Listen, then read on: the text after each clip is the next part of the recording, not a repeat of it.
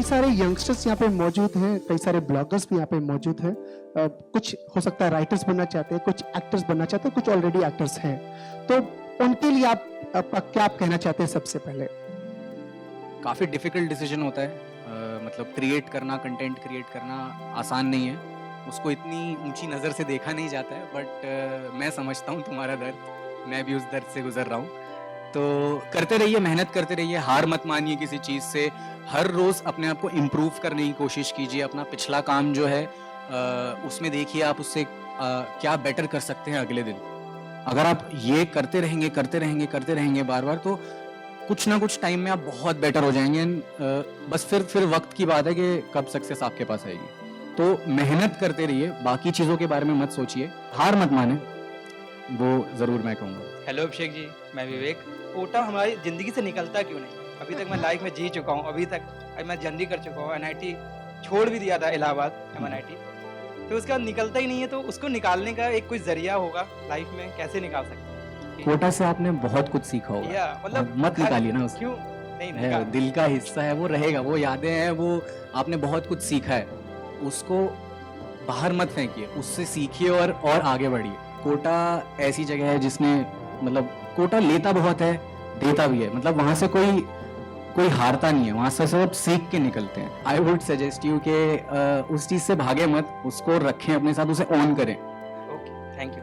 My name is Yash. जैसे कि आजकल काफ़ी नए कॉलेजेस आ रहे हैं, कोर्सेज आ रहे हैं regarding film studies, mass communication. ये कितना रोल मतलब आपका अदा करते हैं कि आप इस इंडस्ट्री में, फिल्म इंडस्ट्री या डिजिटल इंडस्ट्री में घुस सको? लाइक जैसे कोई अगर इस कोर्स को नहीं कर रहा है तो उसके लिए क्या ड्रॉबैक रहेगा कि वो मतलब इस इंडस्ट्री में आ सकता है या नहीं? Thank you for your question. यार मेरे को पर्सनल लगता है जैसे मैंने कुछ नहीं किया था, मतलब फिल्म मेकिंग रिलेटेड। मतलब मेरी मेटलर्जी की पढ़ाई चल रही थी आईआईटी बॉम्बे में, तो मैं तो उससे परेशान हो गया था सेकेंड ईयर में, क्योंकि हमें फर्स्ट ईयर तो चलो निकल जाता है, सबका बराबर सेम चीज़ चल रही होती है, सब सेम चीज़ पढ़ रहे होते हैं। सेकेंड ईयर में मैं पत्थर घिस रहा था, मतलब वो चल रहा है और मैं घिस रहा हूँ, और मैंने किया आधा घंटा और उसके बाद बोलते हाँ ये सही है, इसको माइक्रोस्कोप में देख लो। तो उस दिन मैंने डिसाइड कर लिया था कि नहीं, ये होने तो नहीं वाला है। तो उसके बाद कुछ टाइम तक मैं ढूंढ ही रहा था। फॉर्चुनेटली तब ऐसा हुआ कि हमारे कॉलेज में थे DSLR कैमराज, तो हम लोग शूट करने लगे, फिर एडिट कर रहे थे उसे। ड्रामेटिक्स के बारे में थोड़ा इंटरेस्ट था ही, क्योंकि ड्राम क्लब अच्छा था, सब सीनियर्स वगैरह सिखाते थे, तो काफ़ी चीज़ें थी जो आईआईटी बॉम्बे के चीज़ें फेमस थी, तो वहाँ खुद करते करते ही सीखा है। तो मैंने भी बहुत इस बारे में पढ़ाई करी है, नॉट थ्रू अ कोर्स और एनीथिंग, बट किताबें ढूंढ के, ऑनलाइन सर्च कर करके कि अरे यार तुम लोग किससे पढ़ते हो। बहुत सारे जो एंटरटेनर्स हैं जिनको मैं पसंद करता हूँ, जिनको मैं लुक अप टू करता हूँ, उनके इंटरव्यूज़ देखे, उनसे बहुत सीखा। तो इंटरनेट पे ऐसा सब कुछ पढ़ा है, ऐसा मतलब सब कुछ है, तेरे को जो जानना है ना फिल्म मेकिंग के बारे में कुछ करने के लिए, सब कुछ है इंटरनेट पे, तू सब सीख सकता है। ये जो फिल्म इंस्टीट्यूट में रहने का वो जो माहौल होता है ना, कि आप इतने सारे लाइक माइंडेड लोगों के साथ हो, तो आपका एक नेटवर्क बन जाता है कि अगर तू अब किसी फिल्म इंस्टीट्यूट में जाएगा तो तेरे को अपने जैसे 10 लोग वहाँ मिलेंगे, लेकिन वो 10 लोग सही चाहिए तेरे को, ताकि उनके साथ बैठ के तू वो फिल्म बना सके जो तू बनाना चाहता है। कोई रूल बुक नहीं है यार, मतलब मैं कहूँ ना, कोई रूल बुक नहीं है। असली दुनिया है, जैसे करके कर पाओ कर लोगे।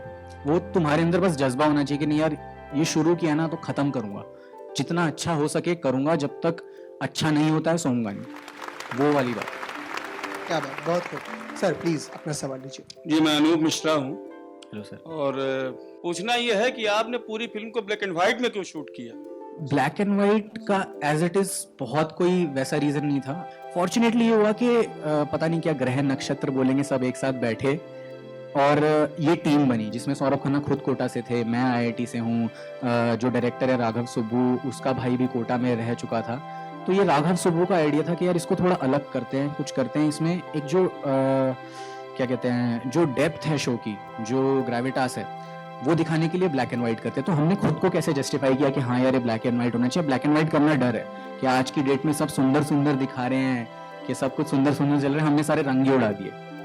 तो तब पे एक चीज जिसने मुझे कन्विंस किया कि वो जो 2-3 साल थे मेरी तैयारी के, उसमें मेरे दिमाग में सिर्फ 2 ही चीजें चलती थी कि यार या तो सिलेक्शन होगा या नहीं होगा। मेरी जिंदगी ब्लैक एंड व्हाइट थी तब, कि या तो मैं एकदम व्हाइट में जा रहा हूँ या मैं एकदम अंधकार में जा रहा हूँ। तो वो एक मुझे लगता था कि नहीं, आईआईटी है तो सही है सब, वरना गलत है सब। हम खुद तब डिसीजन नहीं ले पाते। जब हम 15 साल के होते हैं ना, 15-16 साल के, तो हमें वो दिख नहीं रहा होता। और ऐसा ही वैभव के साथ था। उसके लिए जिंदगी, जैसे आप देखेंगे, पहला शॉट जो है कलर में है। कोटा, हम शहर को हम कलर में देखते हैं, जब वो बाहर निकलता है तो एकदम से वैभव पे आते हैं और ब्लैक एंड व्हाइट होता है। लास्ट जो एपिसोड है जिसमें वैभव, अब बेसिकली कहानी क्या होती है, एक हीरो को कुछ चाहिए, एक नायक को कुछ चाहिए, उसके सामने कुछ, उसके बीच में रोड़े आएंगे, उसे क्यों चाहिए हमें ये पता होना चाहिए, लास्ट तक वो पाए वो कुछ चीज़ें और उसके लिए उसने कुछ खोया हो। तो वैभव ने अपनी इनोसेंस खो दी। जब हम 15-16 साल के होते हैं, हम घर पे रहते हैं, प्रोटेक्टेड एनवायरनमेंट में, हमारी दुनिया होती है कि दोस्त यार हैं, ये सब है, हम उसे छोड़ के जाना नहीं चाहते, लेकिन जाना पड़ता है। रोटी कमाने के लिए लोग बैठे हैं मुंबई में, अपना घर छोड़ के दूर दूर रह रहे हैं, अपने माँ बाप से दूर रह रहे हैं। तो एक सीख होती है जो हम उस टाइम पे समझते हैं कि यहाँ दुनिया बन गई है, पर ये सब छोड़ के जाना पड़ेगा।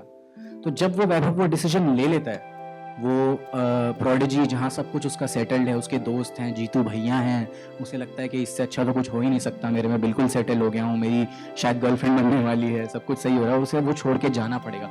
तब वो एक लेवल ऑफ मैच्योरिटी आया है उसके अंदर। अब उसकी ज़िंदगी ब्लैक एंड वाइट में नहीं थी, अब वो समझ गया था कि उसकी ज़िंदगी लास्ट शॉट में, जैसा हम देखते हैं कि 21 दिन की मेहनत है, उसके बाद वो कलर में जाता है। तो ये एक तरीके से हमने खुद को जस्टिफाई किया और हमारा इस पे बहुत डिस्कशन हुआ था टीवीएफ में। ये बहुत अच्छी बात है क्योंकि सब इंजीनियर्स हैं, तो सब तर्क वितर्क देके, प्रोज एंड कॉन्स देके इसको करते हैं जस्टिफाई।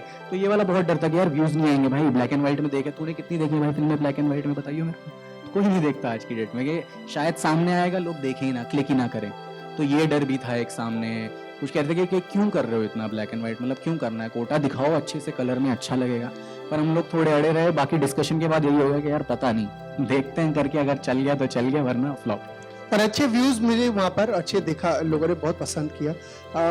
अब आपसे चलते चलते कुछ एक बहुत आसान सा सवाल हम जानना चाहते हैं। हमारा रजनीगंधा प्रेजेंट 10th जागरण फिल्म फेस्टिवल का आप देख सकते हैं पूरा स्लोगन लिखा हुआ है, गुड सिनेमा फॉर एवरीवन। आपकी नज़र में अब तो चेंजेस आ गए हैं, तो अब आप क्या कहना चाहेंगे गुड सिनेमा, आप एक बीइंग अ राइटर, आप क्या कहना चाहते हैं गुड सिनेमा पर? First of all congratulations to Jagran film festival. Actually आपका जो एड है जिसमें वो हरियाणा के किसी गांव में दिखता है, ये एड मैं पहले देख चुका था और मेरे को बहुत अच्छा लगा। तो ये एड मैंने सौरभ खन्ना जो क्रिएटर है उनको भेजा, जिनके साथ प्रेम मिस्त्री मेरा एक दूसरा दोस्त है जो डायरेक्टर है दूसरे को, उन सबको भेजा, तो सबको बहुत अच्छा लगा एड। एंड पता नहीं कोइंसिडेंटली हो गया कि आज मैं बैठा हूँ जागरण फिल्म फेस्टिवल में। तो ग्रेट वर्क टू, मतलब congratulations to Jagran film festival for promoting good cinema. और भी बहुत सारी अच्छी फिल्में, आप कंटेंट आप यहाँ दिखा रहे हैं आज। गुड सिनेमा को मैं ये मानता हूँ यार कि आप अपनी बात कह गए कि दो बातें आपकी दिल को छू गई, आप कुछ सिखा के चले गए ऑडियंस को और आपने एंटरटेन किया, वो मेरे लिए आई थिंक सबसे ज्यादा इम्पोर्टेंट है। शूशा, ये हीरोगिरी और ये सब चलता है, अगर आप एंटरटेन कर दो अच्छे से। तो आज से कुछ साल पहले शायद वो डेफिनेशन थी एंटरटेनमेंट की। जैसे जैसे हम ग्रो करते जा रहे हैं, चीजें बदलती जा रही हैं। शायद एक दिन हम चांद पे जाने की फिल्में वो ज्यादा देखेंगे। तो कहानी कैसी भी हो, कहानी को कुछ कहना चाहिए, कहानी को अपनी ऑडियंस को एंटरटेन करना चाहिए। तो वही, that is what I think is good cinema. तो कुछ हमारे दर्शकों को कोई संदेश देना चाहते हैं, यंगस्टर्स को कोई संदेश देना चाहते हैं चलते चलते? Thank you so much for coming. I wish you all the best. आप जो भी film making related, content related चीज़ें, आप it's great that you appreciate this content. हम चाहते हैं कि आप और अच्छे कंटेंट की सराहना करें ताकि और ऑडियंस बिल्ड हो, लोग देखें, जो डिसीजन ले सकते हैं उन तक अपनी बात पहुंचाएं कि नहीं हमें ये अच्छा कंटेंट ऐसा देखना है। अगर आप बोलेंगे कि हाँ ऐसा कंटेंट अच्छा देखना है हमें, तो ही वो और बनेगा। तो it's up to the audience. And आप लोगों को तो मैं कह सकता हूँ कि आप यहाँ आए हैं, आज संडे का दिन था, मज़े भी कर सकते थे, देखने हैं तो thank you so much and keep supporting good content. Thank you. Thank you so much.